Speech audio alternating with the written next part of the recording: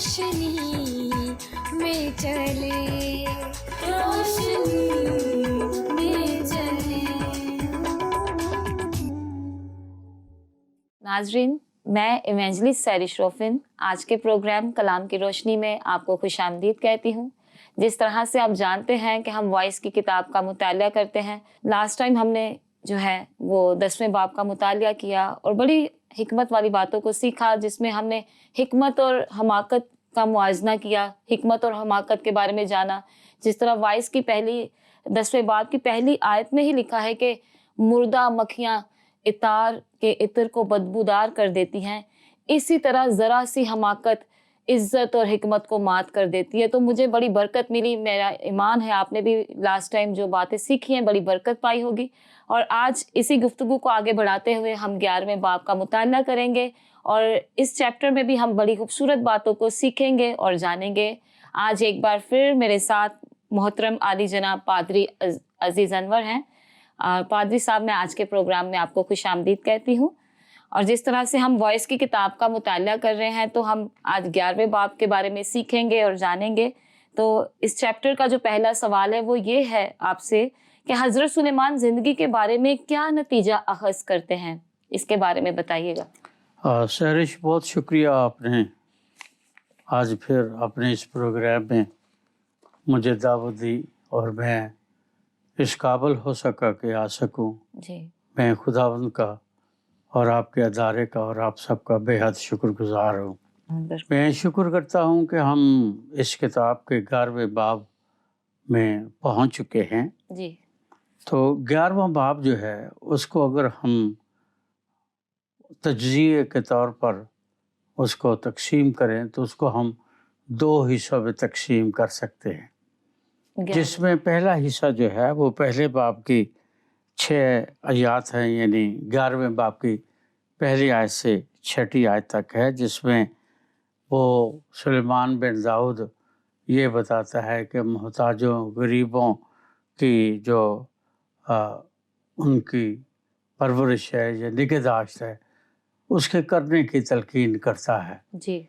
और उसके लिए वो दूसरा हिस्सा ये है कि मौत के बारे, आक़िबत के बारे और अदालत के बारे में वो संजीदा नसीहत करता है। आपका जो सवाल है वो बिल्कुल सही है कि वो हमें बताता है कि हमारा फ़र्ज़ क्या है जी, ज़िंदगी में, या इंसान के जीने का या ज़िंदगी का फ़र्ज़ अवलीन क्या है। वैसे तो हम जिस तरह के भी माहौल में बढ़ते हैं, पलते हैं, बिल्डअप होते हैं, जी, उसी तरीके से हम अपने फ़राइज़ को प्रायोरिटाइज़ कर लेते हैं कि ये मेरा फ़र्ज़ है, ये मेरा फ़र्ज़ है, ये मेरा फ़र्ज़ है। बिल्कुल। लेकिन सुलेमान बिन दाऊद जब बात करता है तो वो सबसे पहले ज़िंदगी की बात करता है, जी, क्योंकि वो पहली आयत में कहता है कि सब कुछ बातिल है, और इस बुतलान की फिर आगे इन पूरी अपनी किताब में वो दलाइल से, उन मिसालों से उसको साबित करता है। जी, तो यहाँ भी वो जब ज़िंदगी की बात करता है तो ज़िंदगी से क्या मुराद है। सवाल ये है कि ज़िंदगी हम किसको कहते हैं। जी, आपने जो सवाल किया कि ज़िंदगी के बारे क्या नतीजा अख़ज़ करते हैं सुलेमान बिन दाऊद, मैं ये समझता हूँ कि हमें ये सवाल अपने आप से करना चाहिए कि ज़िंदगी है क्या। सही। मकासद तो बेशुमार हैं, मकासद तो हर शख्स के अपने हिकमत और अपने माहौल में फ़र्क है, लेकिन ज़िंदगी अपने आप में क्या हैसियत रखती है। जी, किसी शख्स ने कहा है कि ज़िंदगी क्या है, अनासर में ज़ुहूर तरतीब, मौत क्या है, इन्हीं अज्जा का परेशान होना। अगर डिसिप्लिन है, आप देख लें पूरी कायनात में जी, खुदा ने जो कुछ बनाया है, और वो एक असूल है, एक कायदा है, एक कानून के तहत सारे काम चल रहे हैं, तो हम समझते हैं ये ज़िंदगी है। जब वही ज़िंदगी जो है या वो असूल, कानून, कायदे जब अपनी राह से या डगर से हट जाते हैं तो उनमें तरतीब बाकी नहीं रहती, तो फिर उसको हम कहते हैं कि ये जी तूफ़ान है, ये डिज़ास्टर है, یہ تباہی ہے یا یہ ہے. لیکن جب ہم بائبل مقدس کی روشنی میں یا سلیمان بن داؤد کی نظر میں زندگی کا تجزیہ کرتے ہیں تو زندگی جو ہے وہ دو طرح کی ہے. جی. مسیحی ایمان کے مطابق یا ایک الہامی یا مذہبی شخص کی جو خدا کے کلام کا بائبل مقدس کا خاص طور پر مطالعہ رکھتا ہے یا مطالعہ کرتا ہے یا خداوند یسوع کی تعلیم کو سمجھتا اور سیکھتا ہے تو اس کے نزدیک زندگی جو ہے وہ کسی اور چیز کا نام ہے. لیکن جو خداوند کے کلام کو نہیں جانتے وہ زندگی کے معنی بڑے فرق طریقے سے لیتے ہیں. صحیح. زندگی جو ہے بائبل مقدس کے مطابق ایک سکے کے دو رخ ہیں. پہلا رخ جو ہے وہ کہہ لیں کہ اس کی جسمانی زندگی ہے. دوسرا رخ جو ہے وہ اس کی روحانی زندگی ہے. اور یہ دونوں پہلے دن سے جب خداوند خدا نے آدم کو بنایا تو اس نے اس کو مٹی سے شکل و صورت اس کو دی، اس کا پتلا بنایا یا بت بنایا اور بنا کے پھر یہ وہ زندگی ہے جو کہ اس میں زندگی نہیں ہے. صحیح. یہ صرف ایک بت ہے. اور اس بت میں جب خداوند اپنے منہ کا دم ڈالتا ہے تو دم ڈالنے سے لکھا ہے وہ جیتی جان ہوا، یعنی ری ایکشن کے طور پر. صحیح. مٹی کے اس بت میں جس کو خدا نے اپنے ہاتھوں سے شکل اور صورت دی، اس کے نتنوں میں خداوند خدا نے نتنوں میں زندگی کا دم پھونکا تو رد عمل کے طور پر ری ایکشنری وہ جیتی جان ہوا. اس کا مطلب یہ ہے کہ جان تو تھی اس میں پر وہ جیتی نہیں تھی. اس جان میں زندگی نہیں تھی. کیوں زندگی نہیں تھی؟ کیونکہ اس کو جب خدا نے شیپ اپ کیا تھا تو ہماری جو شریانیں وریدیں ہیں، ہمارے بدن کے اعضاء رئیسہ، ہمارے برین، دل، دماغ، ہر چیز، یہ سب کچھ خدا نے بنایا تھا اپنے ہاتھ سے. لیکن وہ ایکٹیویٹ نہیں تھا. ایکٹیویٹ کب ہوا؟ جب اس کے نتنوں میں زندگی کا دم پھونکا. تو اس کا مطلب یہ ہے کہ زندگی دو چیزوں پر مشتمل ہے. ایک تو وہ جو نظر آتی ہے، ٹھیک ہے، دوسری وہ جو نظر نہیں آتی لیکن اس کے بغیر یہ بت، یہ پتلا جو ہے یہ کچھ بھی نہیں ہے. اور جب وہ خارج ہو جاتا ہے، جب وہ دم نکل جاتا ہے تو پھر لوگ کہتے ہیں کہ جی یہ بندہ ریلت کر گیا ہے، انتقال کر گیا ہے یا مر گیا ہے.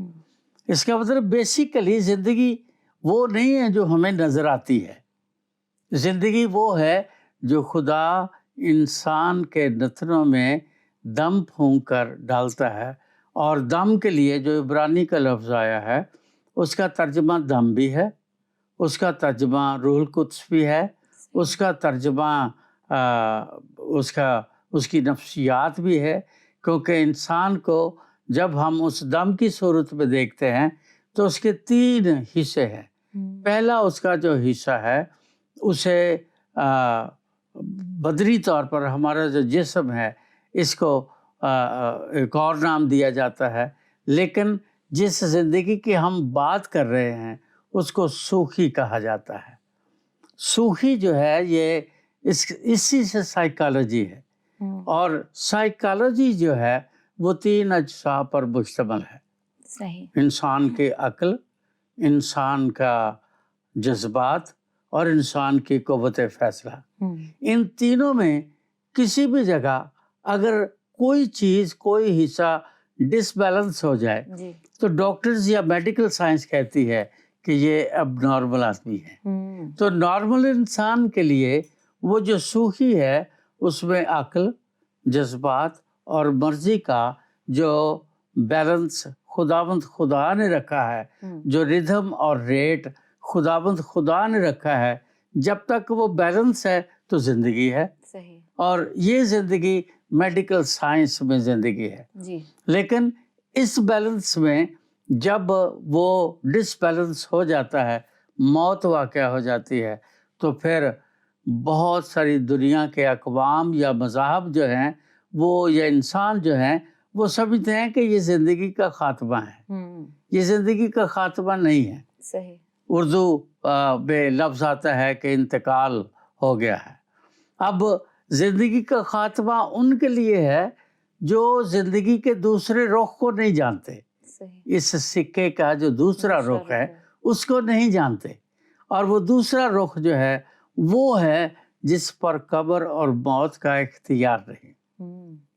جب ہم لوکا کے انجیل کے 18ویں باب کا مطالعہ کرتے ہیں تو وہاں مسیح یسوع نے اسی زندگی کی سچائی کو بتانے کے لیے اور زندگی کی آنے والے وقت کو، موت کے بعد کی زندگی کو، ہماری عاقبت کو یا زندگی بعد از موت کے بارے خداوند نے بہت خوبصورت ایک مثال دی ہے.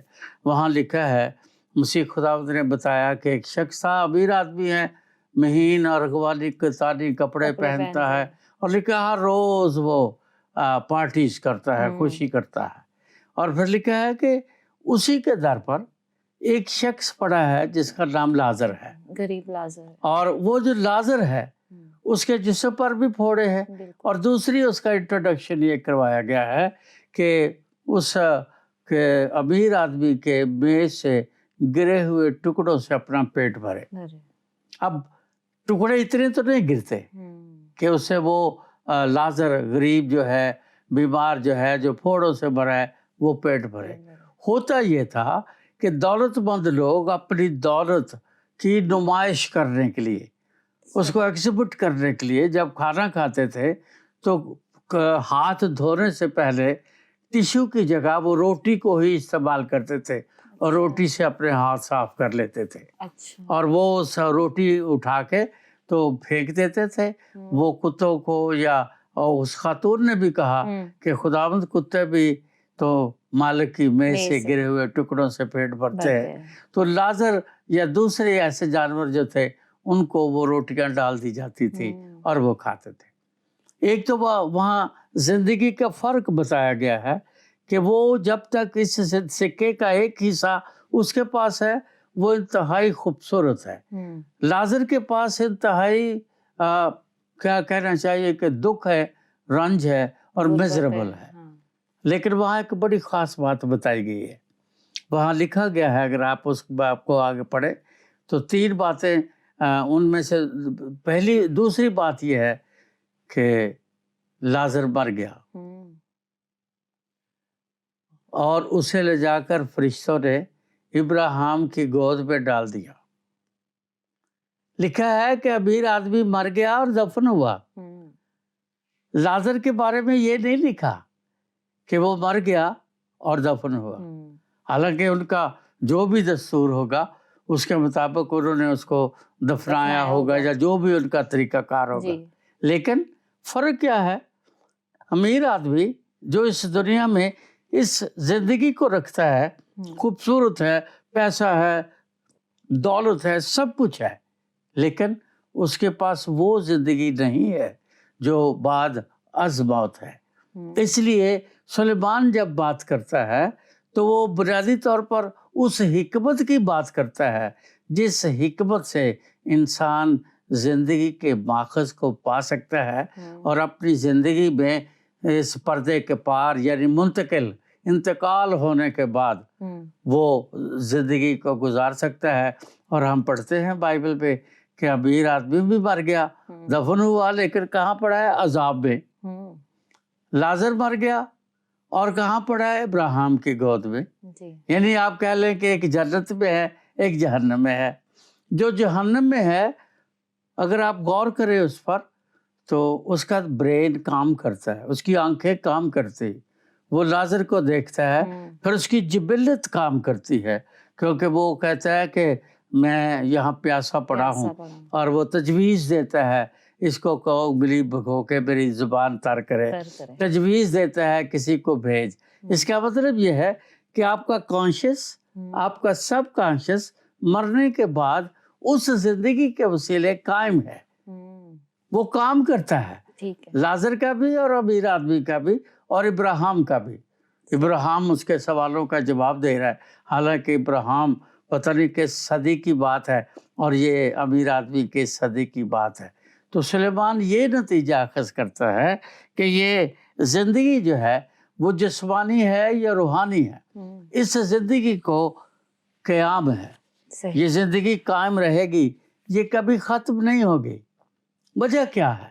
وجہ یہ ہے کہ انسان کے پتلے میں یا بت میں زندگی کا دم پھونکا ہے، اور وہ دم خداوند خدا کا ہے۔ بالکل چونکہ خداوند کا دم ہے اس لیے اس کو فنا نہیں۔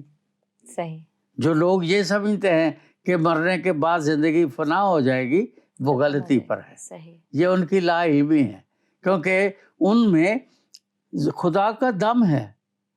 اور امیر آدمی کی کہانی، لازر کی کہانی اس بات کا ثبوت ہے کہ اگر ہم اچھے کام کرتے ہیں تو ابراہیم کے گود میں زندہ ہیں، اور اگر ہم برے کام کرتے ہیں تو پھر ہم جہنم میں بھی زندہ ہیں۔ اور یسوع نے کہا ان کو لے جاؤ، وہاں ڈال دو جہاں رونا اور دانتوں کا پیسنا ہے، وہاں کیڑا نہیں مرتا، اور وہاں یہ ساری باتیں اس لیے سلیمان جس زندگی کی بات کرتا ہے اس زندگی کے دو پہلو ہیں، ایک جسمانی ہے اور ایک روحانی ہے، لیکن وہ تلقین یہ کرتا ہے کہ آدمی ایسے کام کرے کہ وہ اس زندگی میں رہ کر آنے والی زندگی کو، اپنی عاقبت کو سنوار لے یا حاصل کر لے، جو پاسبل ہے، ممکن ہے۔ اور خدا کا کلام ایسے لوگوں سے بھرا پڑا ہے جنہوں نے اس زندگی میں خدا کو اولویت دی، اس کے کلام کو، ایمان کو، اعتقاد کو اولویت دی، تو پھر وہ زندگی میں داخل ہو گئے۔ اور یہی بات مسیح یسوع نے اس شخص سے کہی جو اس کے پاس آیا یوحنا کی انجیل کے 3 باب میں۔ اس نے کہا کہ میں کیا کروں کہ ہمیشہ کی زندگی۔ اس نے اس کو بتایا کہ جو اب تک تو نئے سرے سے پیدا نہیں ہوگا، اب نئے سرے۔ اس نے کہا کہ میں دوبارہ ماں کے پیٹ پہ، اب وہ مسیح یسوع کا مذاق اڑانے کی ٹرائی کر رہا ہے، دوبارہ ماں کے پیٹ پہ جاؤں۔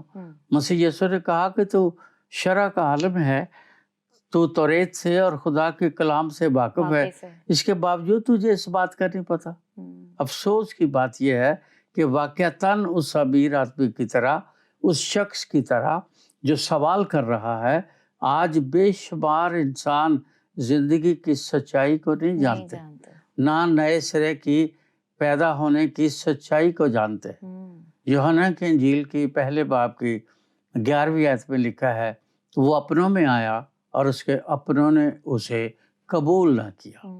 12ویں آیت لکھا ہے، مگر جتنوں نے اسے قبول کیا اس نے انہیں خدا کے فرزند بننے کا حق بخشا۔ پھر 12ویں آیت کو آگے اس کی تشریح کی گئی ہے 13ویں آیت میں، وہ نہ خون سے، نہ گوشت سے، نہ انسان کے ارادے سے، بلکہ خدا سے پیدا ہوئے۔ اب وہاں جو لفظ پیدا ہوا ہے یا زندگی کی بات جو ہوئی ہے، یونانی زبان میں جو لفظ وہاں آیا ہے وہ ہے سپاما۔ اس کو انگلش میں سپرم کہتے ہیں، اس کو عربی میں تخم کہتے ہیں، اس کو فارسی میں بیضہ کہتے ہیں، اردو میں ہم انڈا کہتے ہیں۔ تو اس کا مطلب یہ ہے کہ زندگی کا آغاز اس تخم سے ہے جو ہمیں نباتات میں نظر آتا ہے، جو جمادات میں نظر آتا ہے، جو حیوانات میں نظر آتا ہے، اور تخم کے مطابق ہی تاثیریں ہیں۔ اگر سانپ کا تخم ہے تو وہ ڈسے گا، اگر شیر کا تخم ہے تو وہ درندہ ہے، اگر انسان کا تخم ہے تو وہ انسان ہے۔ جب لوگ نئے سرے سے پیدا ہوتے ہیں تو پھر وہ زندگی ان میں قائم ہوتی ہے۔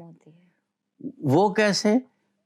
پطرس رسول اپنے پہلے خط کے 1 باب کی 22ویں آیت میں بیان کرتے ہیں کہ تم فانی تخم سے نہیں، 22ویں 23ویں آیت میں، تم فانی تخم سے نہیں بلکہ غیر فانی تخم سے جو خدا کا کلام ہے اس سے پیدا ہوئے ہو، اس لیے آپس میں محبت رکھو۔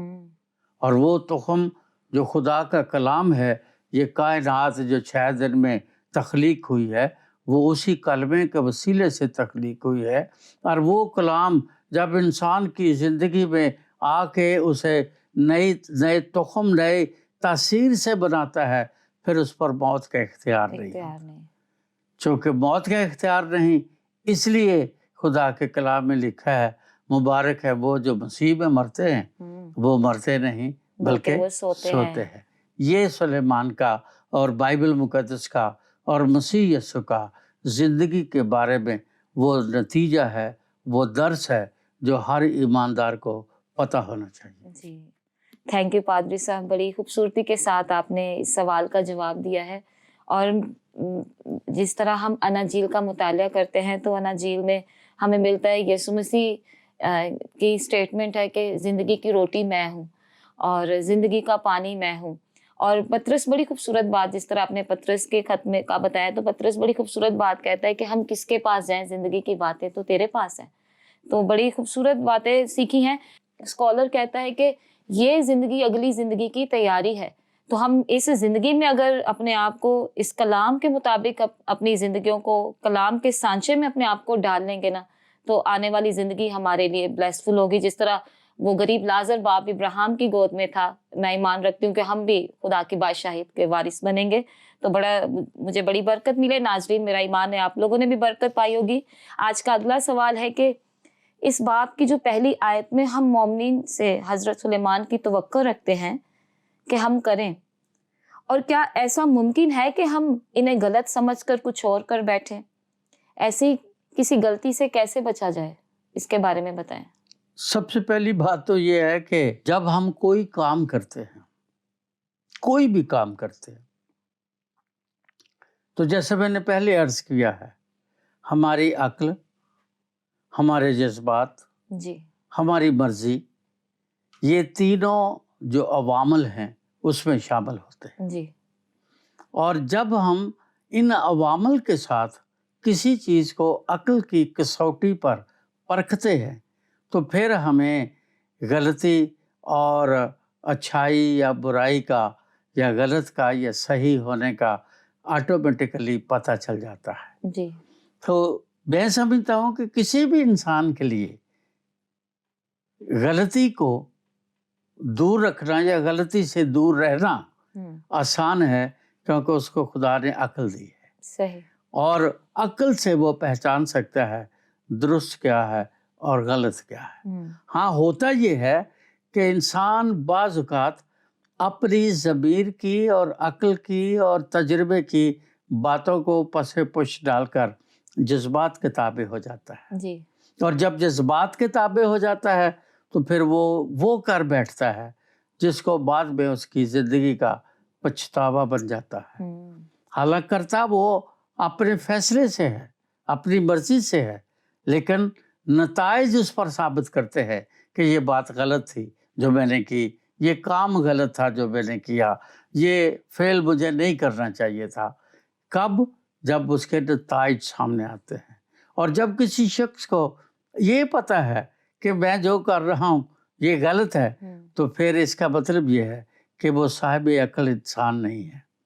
साहिब अक्ल, साहिब दानिश इंसान काम करने से पहले अगर ये जानते हैं कि ये गलत है तो फिर वो नहीं करेंगे। सही। अगर वो ये जानते हैं कि ये दुरुस्त है तो ज़रूर करेंगे। हाँ, फ़र्क सिर्फ ये होता है कि वो लोग जो खुदा की दी हुई हिकमत के ताबे हर काम को करने की कोशिश करते हैं, वो अक्सर कामयाब रहते हैं। और जो अपनी मर्जी और अपनी दुनियावी मुशाहदात और अपने इल्म पर भरोसा करते हैं, वो अक्सर ज़िंदगी में गलत काम कर बैठते हैं। जी, आज का मेरा अगला सवाल है कि तनकीद के मायने क्या हैं और तनकीद से हम इतने खाइफ क्यों हैं? हज़रत सुलेमान आयत 4 में किस किस्म के शख्स को तनकीद का निशाना बनाते हैं, इसके बारे में बताइएगा। ये हम कहते हैं किसी चीज़ की, ये उर्दू अदब में एक इंतहाई अहम सिनफ है। जी, जैसे गज़ल है, नज़्म है, मरसिया है या जो भी है, जी, बेशुमार, तो उसमें एक सिनफ तनकीद भी है। जी, तनकीद जब अदब की ऐनक लगाकर लोग करते हैं तो फिर जो कुछ कहा या सुना या पढ़ा जाता है उसको वो उसके फ़न तकरीर या तहरीर या ज़ुबान के जो उसूल है, जो प्रिंसिपैलिटीज़ हैं, जी उन पर उनको परखते हैं। सही। और जब उनको परखते हैं तो फिर वो साबित करते हैं कि ये बात दुरुस्त है या ये बात दुरुस्त नहीं है। ठीक। फ़र्ज़ किया किसी ने कहा है कि मुझको अपना बना के छोड़ दिया, क्या असीरी है, क्या रिहाई है? अब इस शेर को अगर आप कभी तनकीद की नज़र पे देखें तो मैं कम से कम अगर इस पर तनकीद लिखूँ ना तो कम से कम एक 60-70 सफ़े की किताब लिख सकता हूँ, क्योंकि ये तनकीद है और इस तनकीद पे उसने मुझे अपना बना के छोड़ दिया। क्या असीरी है, क्या रिहाई है? बनाया, असीर हो गए, छोड़ दिया, रिहाई हो गई। अब ये तनकीद की जब हम इसको देखेंगे तो हम ये देखेंगे कि क्या ये सच है, क्या ऐसा होता है, अगर होता है तो किस हद तक होता है, क्योंकि जब हम उर्दू अदब का मुताला करते हैं तो उसमें एक सिनफ है, उसको हम गुलू की हद तक कहते हैं। जैसे गुलू, गाफ, गुलू, जैसे अब उसने शायर ने कहा कि आंखें हैं कि हीरे की चमकती हुई कनियां। अब आंखें और हीरा आपस में कोई ताल्लुक नहीं रखते। या उनकी मस्त निगाहों में डूब जा गालिब। अब कितना हसीन समंदर है खुदकुशी के लिए। अब ये गुलू की हद है, मतलब ये सिर्फ तस्वुर है। तनकीद में झील का और आंख का आपस में क्या मेल है, हीरे का और आंख का आपस में क्या मेल है, लेकिन इतनी खूबसूरत तशबीह देकर गुलू की हद तक एक चीज़ को बयान कर दिया गया है। और उसकी वजह से फिर वो तनकीद से हम साबित करते हैं कि ये बात दुरुस्त कहाँ तक है और ये बात गलत कहाँ तक है, इसलिए इसको तनकीद कहते हैं। तो जो बात आपने कही थी चौथी आयत में, वो यही है कि वो बंदा हवा का रुख देखता है, ओहो ये तो मुझे सूट नहीं करती, फिर वो कोई काम नहीं करता। बादल देखता है, ओ गीला हो जाऊंगा, कोई काम नहीं करता। ये काहिल इंसान की पहचान है, ये किसी मेहनती का हाथ नहीं है। ठीक है, बड़ी खूबसूरती के साथ आपने इस सवाल का भी जवाब दिया है। तो इमसाल की किताब में भी हम देखते हैं कि सुस्त आदमी, काहिल आदमी के बारे में बताया गया है कि काहिल आदमी जो है वो अपने लिए जमा नहीं कर पाता, लेकिन जो दाना शख्स है वो जो है वो दिन सुबह भी बोता है, रात को भी बोता है और वो अपने लिए अपना जमा कर पाता है, उसके हाथ हमेशा भरे रहते हैं। तो जी नाजरीन, मेरा ईमान है आज के सारे प्रोग्राम से आपने बड़ी बरकत पाई होगी, बहुत खूबसूरत बातों को सीखा और जाना है। और अगर कोई आपके जहन में कोई सवाल है तो ज़रूर स्क्रीन पर दिए गए नंबर पर आप कर सकते हैं। आज के एपिसोड में मुझे और पादरी साहब को इजाज़त दें। खुदा हाफिज़। आओ हम खुदावंद की रोशनी में चले, रोशनी